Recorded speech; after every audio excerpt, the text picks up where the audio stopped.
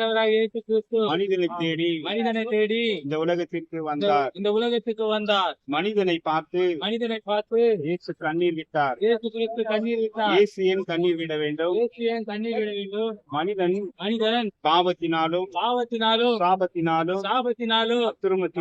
அக்கிரமத்தினாலும் அநியாயத்தினாலும் நிறைந்து இந்த உலகத்திலே பாவமான வாழ்க்கையை தேடி ஓடுகிறான் என்று என் இயேசு மனதுருகி கண்ணீர் விட்டார்.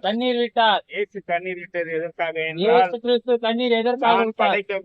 நாம் படைக்கும் போது நல்ல மனிதனாகவே பரிசுத்த மனிதனாக இந்த உலகத்திலே அந்த மனிதனை நான் உருவாக்கி என்னுடைய பரிசுத்த ஜீவ சுவாசத்தை அவனுக்கு கொடுத்தேன். ஆனால் அவனோ அதை மீறி பாவத்தை நோக்கி ஓடி தன் வாழ்க்கையிலே பாவத்திலிருந்து விடுதலை ஆக முடியாமல்